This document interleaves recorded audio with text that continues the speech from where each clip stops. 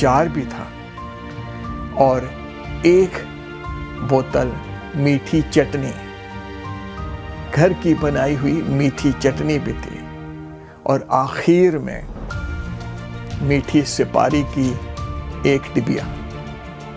बहरहाल check in हो गया। हमारी खुशनसीबी कि फ़्लाइट वाइड ओपन थी, इस दौरान में हम सोते रहे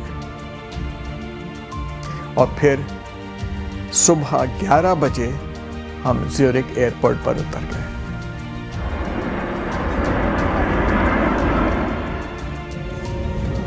Welcome to Switzerland, ladies and gentlemen. Wish you all a nice day here in Switzerland. Bye bye, take care. Zurich airport के बारे में हम आपको बताएं कि वहाँ जाके पता चला कि ज़्यूरिख एयरपोर्ट हर किस्म के पैसेंजर्स के लिए इंतहाई आसान एयरपोर्ट है।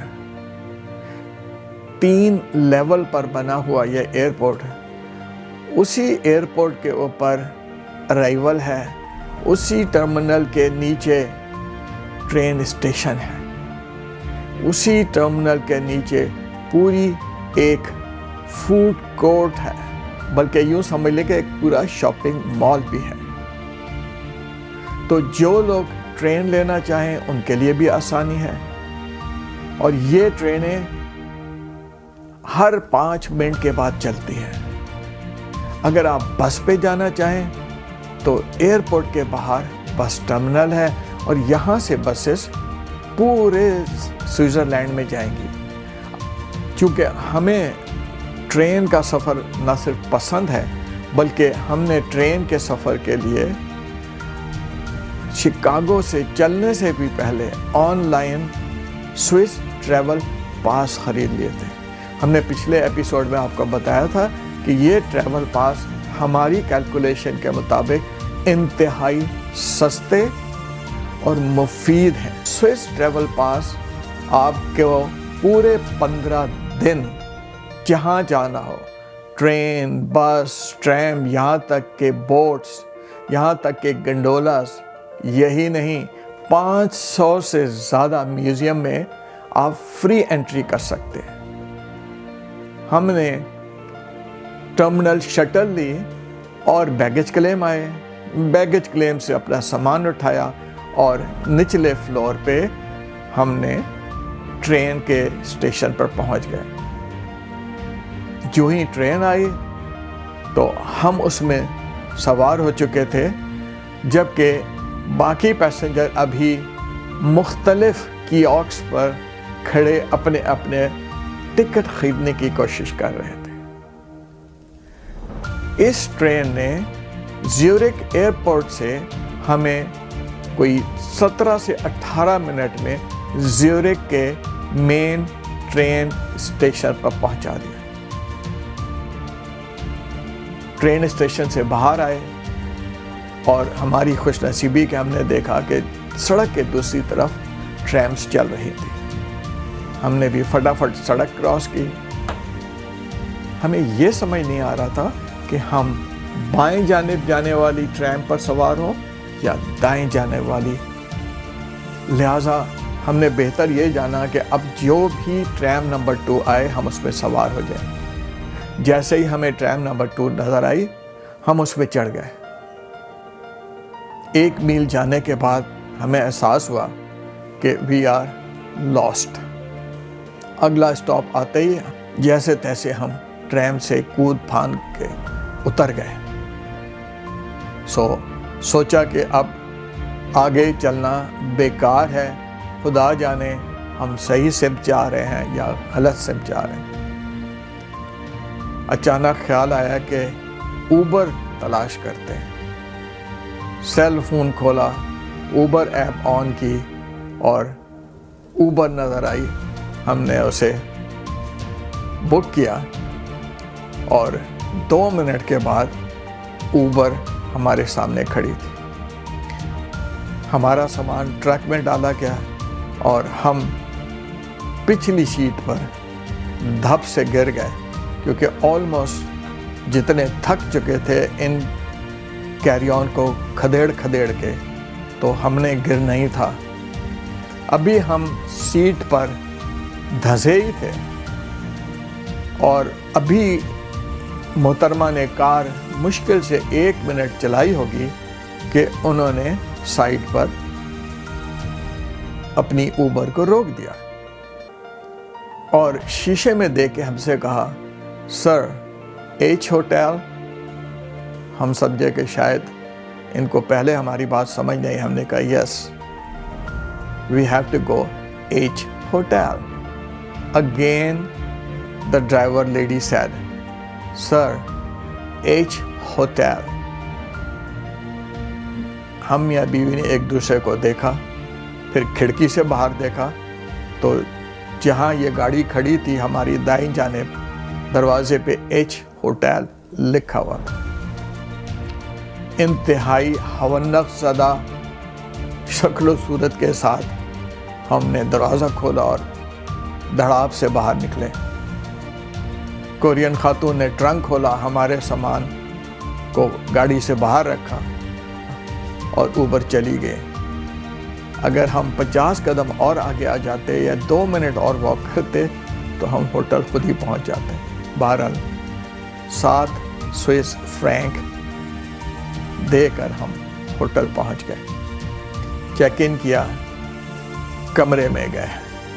کمرہ انتہائی معقول، انتہائی آرام دہ اور بہترین، ٹی وی بھی تھا، باتھ روم بھی انتہائی صاف ستھرے اور لیٹسٹ۔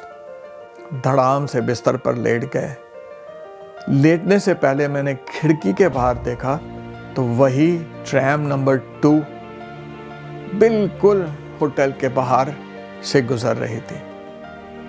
انتہائی زیورک کا موسم انتہائی خوشگوار تھا، اور ویسے بھی زیورک اور پورا سوئٹزرلینڈ جو ہے اس میں کلائمیٹ ماڈریٹ ہے، نہ بہت زیادہ گرمی پڑتی ہے اور نہ بہت زیادہ سردی۔ 24 ڈگری سیلسیس اس کا ہائیسٹ ٹیمپریچر ہوتا ہے جو جولائی میں ہے۔ ہاں البتہ پہاڑوں کے اوپر ضرور برف گرتی ہے، جس کی وجہ سے سوئٹزرلینڈ سردیوں میں اسکیئنگ کے لیے بہت زیادہ مشہور ہے، اور دنیا بھر سے اسکیئنگ کے شوقین نوجوان اور بوڑھے بھی شاید سوئٹزرلینڈ کا رخ کرتے ہیں۔ الیکٹریکل آؤٹلیٹس، ان کے جو ہولز ہیں ان کا سائز اس سے قدرے چھوٹا ہے جو یورپین پاور ساکٹس ہوتے ہیں۔ کچھ دیر آرام کرنے کے بعد نہا دھو کے فریش اپ ہوئے اور سوچا کہ یہ جو شام ہمارے حصے میں بچ گئی ہے آج کی، تو اس کو اویل کیا جائے۔ تو بین ہوف اسٹریسے جو زیورک کی ایک مین سڑک ہے جہاں ہم آج جائیں گے بھی، اور کیونکہ یہ وہ واحد ہے 1 میل لمبی سڑک ہے جس کے ایک سائڈ پر پرانا زیورک اور جس کے دوسری طرف نیا زیورک یا ماڈرن زیورک ہے، اور اولڈ اینڈ نیو زیورک کے درمیان سے جو ریور بہتا ہے اس کا نام ہے لیمارٹ river, which is also known for its beauty and its cruise boats۔ اور اس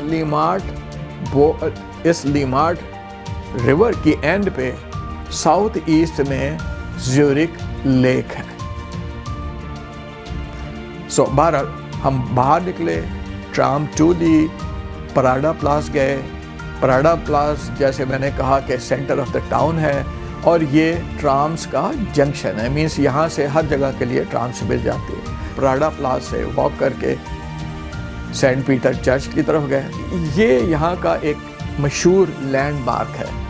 اس کی خصوصیت مجھے تو سوائے اس کے کچھ اور نظر نہیں آئی کہ اس کا جو ٹاور ہے اس کے چاروں طرف ایک بہت بڑا کلاک ہے، اور یہی اس کی پہچان ہے۔ چند بلاکس اولڈ ٹاؤن میں ٹریول کیا، انتہائی نائسلی پینٹڈ اور کافی تاریخی قسم کا شہر ہے۔ بین ہوف اسٹریسے جو میں نے بتایا کہ اسٹیشن سے شروع ہوتی ہے اور 1 میل کے بعد ختم ہوتی ہے، اور اس سڑک کے اوپر دنیا جہان کے مشہور برانڈز کی شاپس ہیں۔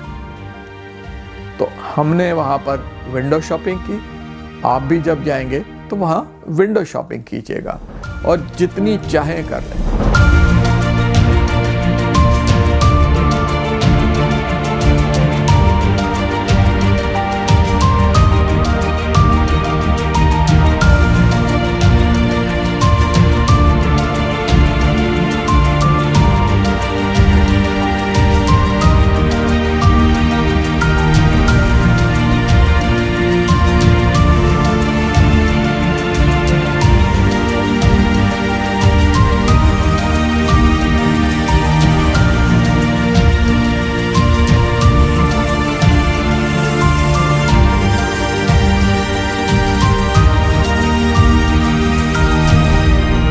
وہاں پر آپ کو گھڑیوں کی بے شمار دکانیں ملیں گی.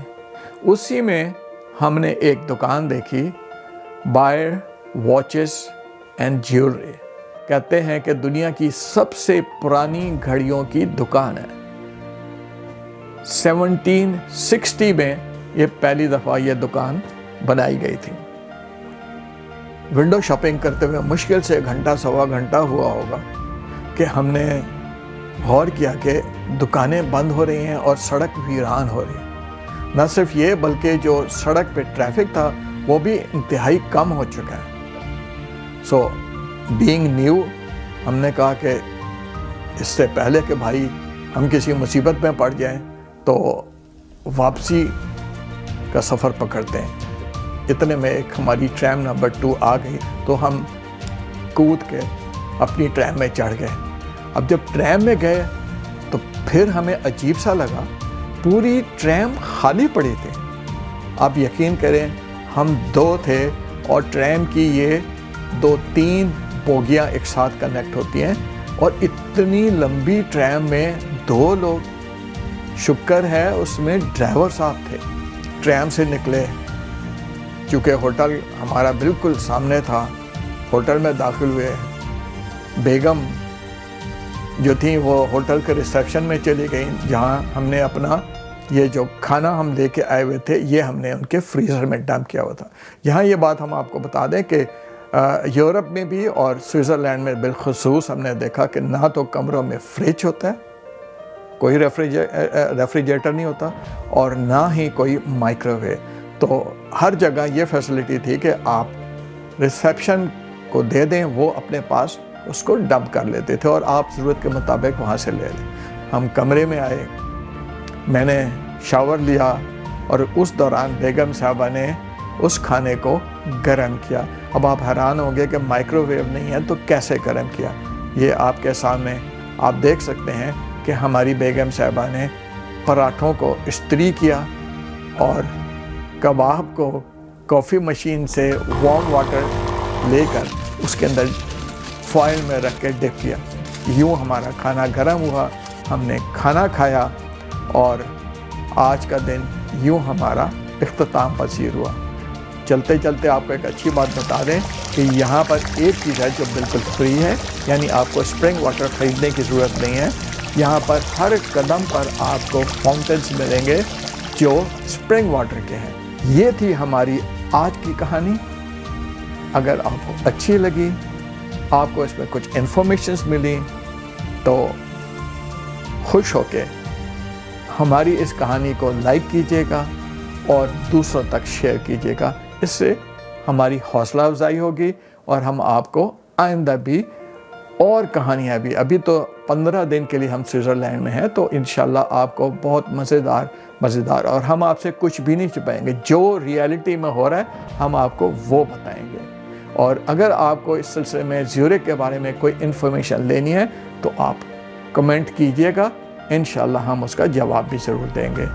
آپ کی محبت کا بہت بہت شکریہ، ویڈیو دیکھنے کا شکریہ.